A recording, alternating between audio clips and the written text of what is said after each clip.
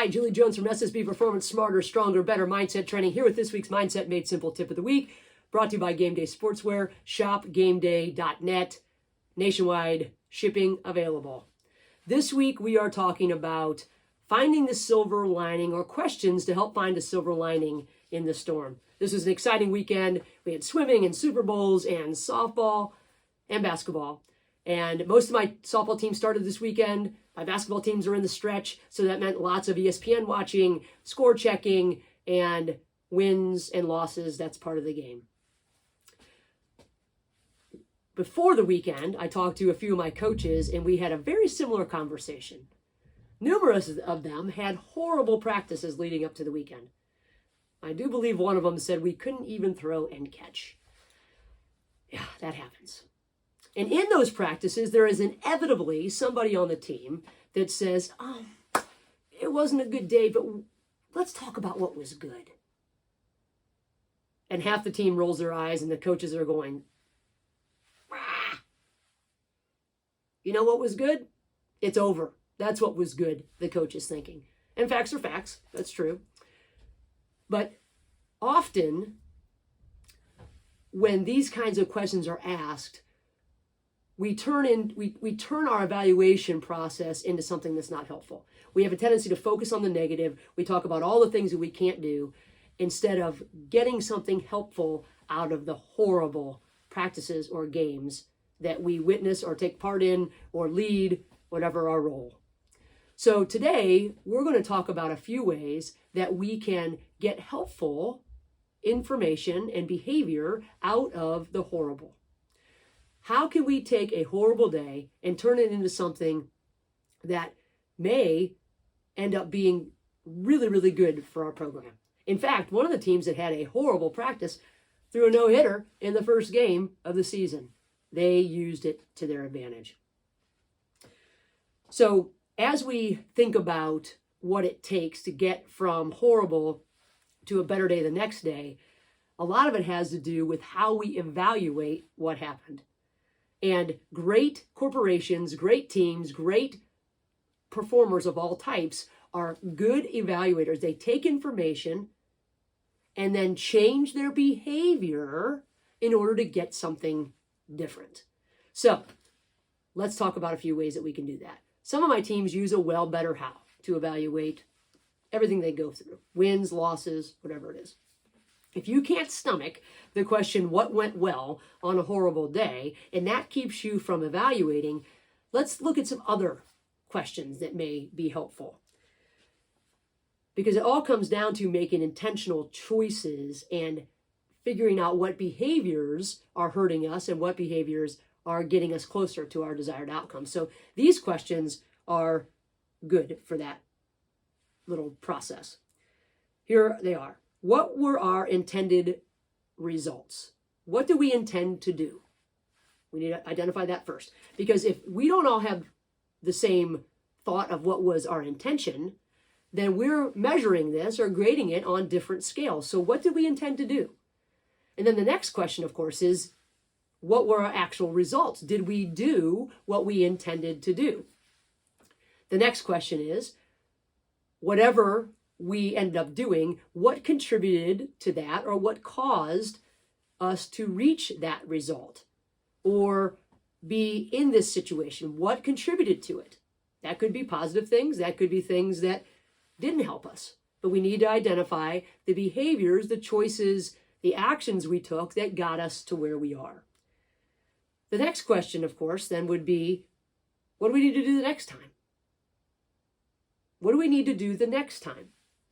Do we need to change things? Do we need to go back to our plan? Whatever the answer is, but what do we need to do the next time? What do we need to do the same the next time? And what do we need to do differently the next time? And then for both of those questions, we have to ask ourselves, how will we do that?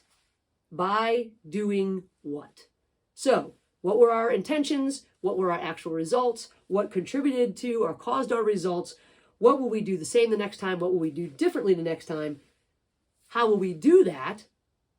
And then lastly, what did we learn? That may be the most important question of all. What did we learn? Because we can take a horrible day and get a lot of help out of it if we ask and answer the right questions. We can also ask, did we stick to our process? That may be a very simple question. At the end of practice, it was horrible. Did we stick to our process? The answer is a yes, no question.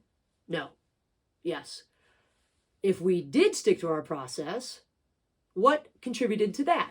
And if we didn't, what contributed to that? We are all going back to, all these questions are going back to, what behaviors did we exhibit that got us where we are today? Whether it's the greatest day ever or the worst day ever, what did we do? And it can't be the superficial thing, well, we communicated or we didn't communicate. What does that mean? What does that mean? What do we physically or cognitively do or not do that got us where we are today?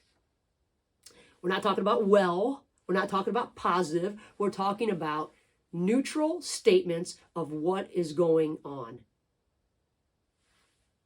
It's not about not being positive, but I did change my 4 P's of peak performance from present, positive, posture, and process to present, productive, posture, and process, because this is productive thinking.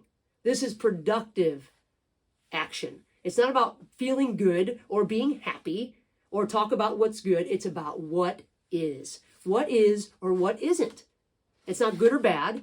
It just is.